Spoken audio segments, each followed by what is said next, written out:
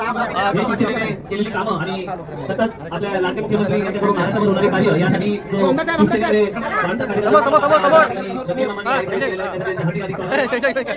कार्य शिवाजी महाराज की जय भवानी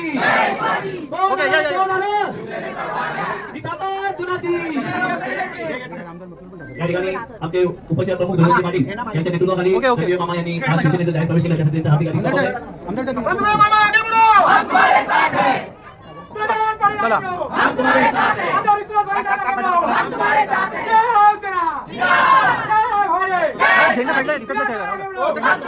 आगे आगे चला अशी कामं करायची आणि कसं काम करून घ्यायचं हे त्यांच्याकडे स्किल आहे आणि ते लोकांनाही शिकवत असतात. असे आपले विकास मामाने दिले शिवसेनेचा जाहीर प्रवेश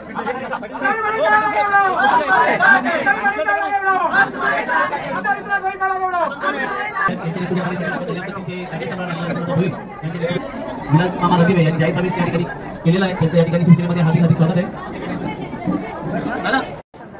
भारतीय जनता पक्षाचे जिल्हा सचिव आणि मराठा क्रांती मोर्चाचे आमचे वरिष्ठ असे पदाधिकारी मामा रंधवे उर्फ विलास रंधवे यांनी आज विश्वनाथ भोईर यांच्या निवासस्थानी या ठिकाणी प्रवेश केलेला आहे. त्यांना भगवा ध्वज घेऊन आम्ही त्यांचा शिवसेनेत या ठिकाणी स्वागत केलेलं आहे. हे स्वागत करतानाच भारतीय जनता पक्षाला मामा रंधवेच्या नावाने आम्ही काय झटका बिटका देत नाही आहे. मामा रंधवे हे आमच्या खांद्याला खांदा लावून देणारा कार्यकर्ता पहिल्यापासूनचाच आहे आणि त्यामुळे हा काही युतीतला हा प्रश्न नाही आहे.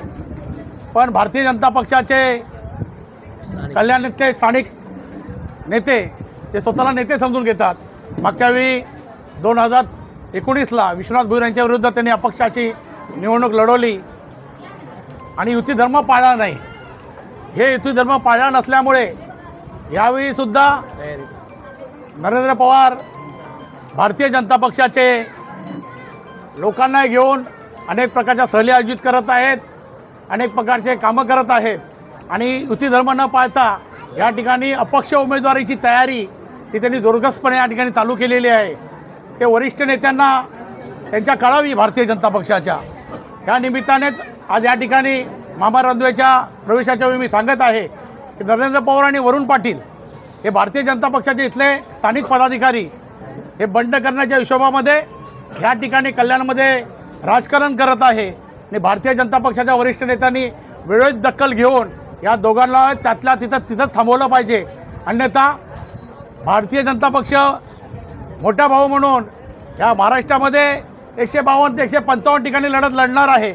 अशा पद्धती भारतीय जनता पक्षाने माननीय मुख्यमंत्री एकनाथ शिंदे साहेबांच्या जर पाठीमागून सुरा फोकण्याचा प्रयत्न केला तर मात्र शिवसैनिक महाराष्ट्रातली कदापि हे सहन करणार नाही आणि कल्याणचे शिवसैनिक तर बिलकुल सहन करणार नाही. बंडखोरी तुम्ही वक्तव्य केलं की संपूर्ण महाराष्ट्रात राज्यभरात भाजपकडून सुरू आहे.